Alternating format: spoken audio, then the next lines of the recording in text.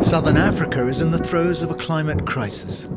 Changes in regional weather patterns, increasing severity and frequency of heat waves and drought, along with unprecedented tropical storms and flooding, have rocked the region. 10 of the hottest years on record have occurred since 2005. The impact is undeniable.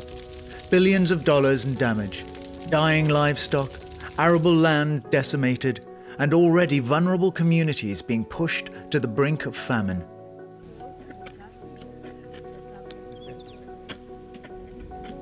We are basically sitting in the midst of a serious climate crisis. The increase in average temperatures projected by mid-century to be around 3 to 5 degrees Celsius over the central parts of the country. We've just had one of the worst El Nino droughts in the history of the region. We are facing high extreme climatic events, high climate variability and change. We've had about 40 million people in food stress. And the SADC region is vulnerable compared to other regions across the globe. We've had Cyclone Idai and Kenneth devastating Mozambique. Now that specific track for a tropical cyclone is something that I have never seen in the last 50 or 60 years that those kind of systems can be tracked. We're literally facing climate famine conditions. We don't have the luxury of time to wait when it comes to these issues. So this is definitely not a task for the faint-hearted. We need to be decisive.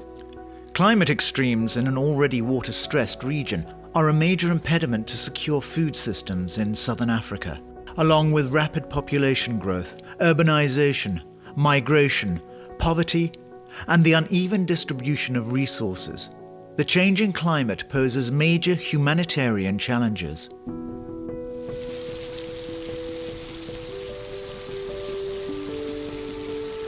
If you look at our average annual rainfall, it varies between 440 to 860 millimeters. And South Africa falls amongst the 30 driest countries in the world. The climate crisis is really about injustice on those who didn't cause this problem, but yet are facing the greatest harms. What we've seen in the most recent drought is a direct connection between the impact of drought on commercial agriculture, food prices going up, and of course hunger in our society. The thing in South Africa is large parts of the country, we do have agricultural activity in marginal areas. So the difference between success and failure can be 1 or 2 degrees Celsius or just 50 to 100 millimeters. From a food security perspective, if you have a regional drought and you have to import maize suddenly, it has a huge impact on the price. And as soon as we don't produce enough maize, you sit with a 50% increase in the maize price like we saw in 2015-16 during that drought. And so you have a very serious crisis. And in that context, worsening climate shocks are just going to exacerbate the lived realities of very poor people in our society. We were supposed to have learned a hard lesson about the drought situation in Cape Town in 2015. The unfortunate part is that, we are losing between 30 to 40% of our water resources through water leaks. 54% of the South African population does not have access to clean drinking water through a tap. This is what I call the governance drought. Most of our local governments in this country have failed in terms of water provisioning to their citizens. And that is the result of various factors, whether it's corruption, mismanagement, lack of planning, and ultimately collapsing the institutional capacity of various local governments across this country. We have got the responsibility to make sure that we manage our resources in a very, very, very sustainable manner. Because if we don't do that, we might run out of water in the near future, especially in different parts of the country, including Gauteng. South Africa is also grappling with the dilemma of its own emissions. With an economy reliant on mining and manufacturing, it ranks 14th in the world and is the top CO2 emitter in Africa. Coal is the backbone of its economy, contributing close to 90% of its electricity generation through its power utility Eskom, that alone produces 25% of all greenhouse gases emitted on the African continent.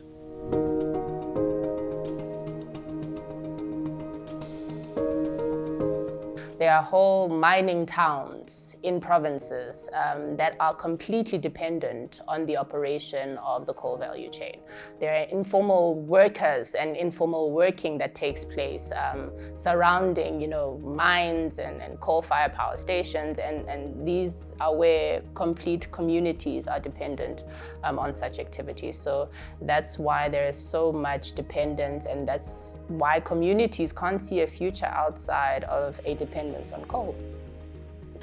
So if you look at Eskom's installed capacity at the moment, it's around 46 gigawatts. We've completed Medupi and we're building Kusile, which will add another 8-9 gigawatts. There's been an over-reliance, as well as because of our mineral energy complex. It's overemphasized the need for coal to power industries, the need for coal to provide energy more broadly.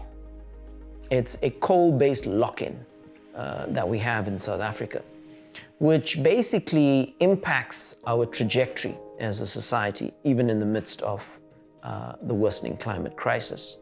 You have all this capital invested, you have all of this infrastructure, etc. You have about 80,000 people working in the coal sector and electricity in South Africa. About 88% of our electricity comes from coal.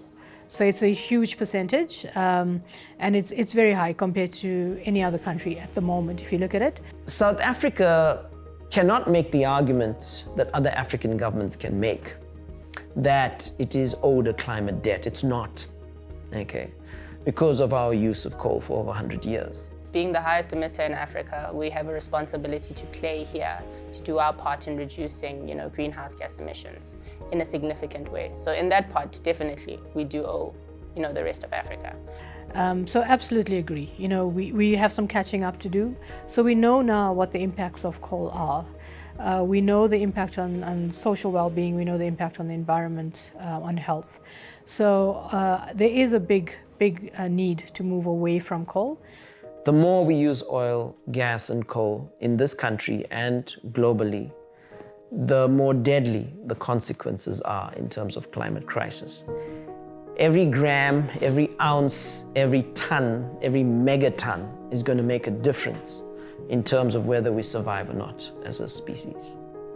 South Africa has begun its transition from fossil fuels to renewables, with Eskom pursuing a strategy of net zero by 2050. But with rampant unemployment of over 46%, historic inequalities and barriers to economic activity, it cannot be business as usual.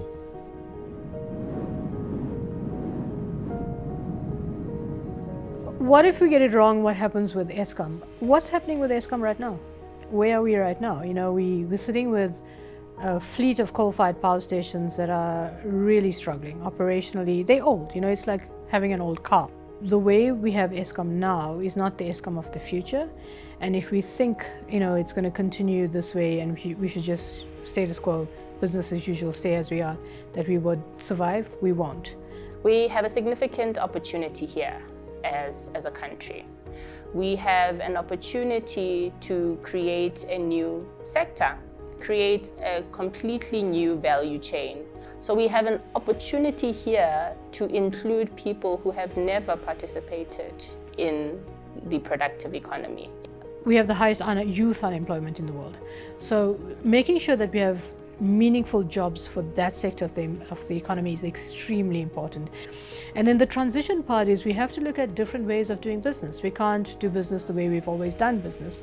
So getting into partnerships, getting independent power producers involved in the work that we're doing, looking at different types of financing models in terms of how do we finance this transition given our highly indebted situation as well. We can't get the planning for a just transition wrong, and we can't get it wrong in practice. There's too much riding on this. I think we're in probably a very opportune moment to be able to adapt industries, to be able to assist workers to adapt, to be able to assist communities to adapt. And I think we should take advantage of those opportunities, because unfortunately, the consequences of not transitioning now and not having that justice element within our transition would be catastrophic, and not just for the poor and the workers, but I think it would be catastrophic for all of us.